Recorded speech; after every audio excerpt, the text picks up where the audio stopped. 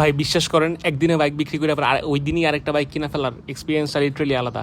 So আমার একটা Honda 160 x blade আছে, যেটা আমি বিক্রি করে দিই একদিনে পোস্ট দিয়ে, ওই দিনই পরের দিনই বিক্রি হয়ে যায়, একটা লোকেশন নিয়ে যায় অভিজিৎ ভাইয়া। দেন আমরা চলে যাই মিরপুর সাইড ফিরে গিয়ে অনেক বাইক দেখে কিছু পছন্দ হয় না, ইচ্ছা ছিল এক্সট্রিম কিনবো, কিন্তু এক্সট্রিম কিনতে পারি নাই for lack of budget.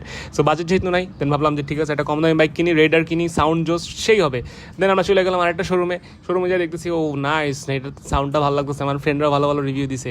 So okay let's try this. So আপনারা দেখতেই পারতেছেন আমি আমার ওই বাইক বিক্রি করার সাথে সাথে ওই দিনই একটা টিভিএস রেডার কিনে ফেলি, যেটা অনেক জোস কালার, ব্ল্যাকের উপরে একটা গ্রের একটা ডিজাইন আছে, কন্ট্রাস্ট আছে। তো সবচেয়ে জোস লাগে এই বাইকের বিষয় হলো যে এই বাইকটা 125 সিসির বাইক, বাট আমার দুইটা ফ্রেন্ড চালায় এবং দুইটা ফ্রেন্ডের দুজনই বলছে যে ভাই এটা তুই নে, জাস্ট মাইলেজ পাবি অ্যান্ড খুব সুন্দর রেডি পিক আপ পাবি, যেটা অন্যান্য বাইকের থেকে একটু ডিফারেন্ট। হ্যাঁ, 125 সিসির বাইকে আমি এরকম রেডি পিক আপ ভাই দেখি নাই। দুই নম্বর লিগে ফুয়েল কনজামশন মিটারে কিছু ইস্যু থাকলেও যে মিটারে প্রপারলি দেখায় না, তাও কিন্তু ফুয়েল ভালোই যায়। And I am guessing 45 kilometre per litre এখনও পাইতেছি 2025 সালে এসে এই বাইকটা থেকে। আর এই বাইকে অনেকে বলে যে যেহেতু কিক নাই, সো আপনার যদি ব্যাটারি ডাউন হয়ে যায় ব্রো, এত চিন্তা করে লাভ নাই, এটা স্টার্ট এক ক্লিকে স্টার্ট হয়ে যায়। So you don't have to worry much, ঠিক আছে।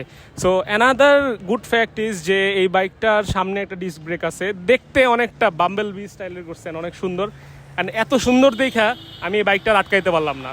সো বাইকটা যদি আমি নেওয়ার আরেকটা কারণ বলি, বাজেট শর্টেজ।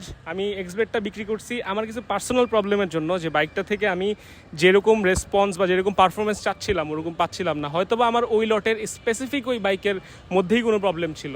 আমি শক অ্যাবজর্ভারের একটা প্রবলেম ফেস করতেছিলাম, আমার কোমর ব্যথা হইতেছিল, ভাঙাচুরা রাস্তা চালাইতে কষ্ট হইতেছিল, আর হইলে গিয়ে আমি দেখতাম যে একটু রেডি পিক আপ একটু প্রবলেম হইতেছিল। সো আমি যদি ওখানে কাজ টাচ করাইতাম, আরও টাইম দিতাম, হয়তো বা ঠিক করতে পারতাম, বাট আই ওয়াজ থিঙ্কিং যে কি চেঞ্জ করা যায় কিনা। সো দ্যাটস ওয়াই আমি এটা নিয়ে নিছি।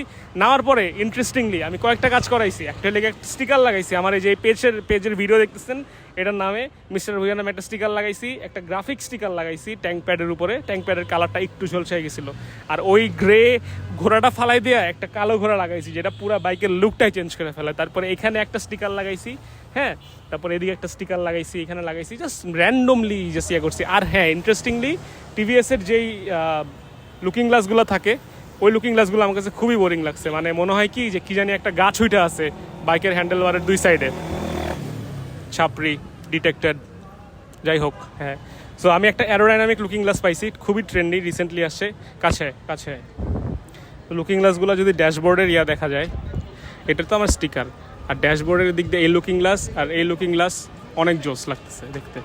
সো এটাই ছিল ভিডিও, এই জন্যই কিনছি আমি Raider. Thank you so much for watching, আবার দেখা হবে।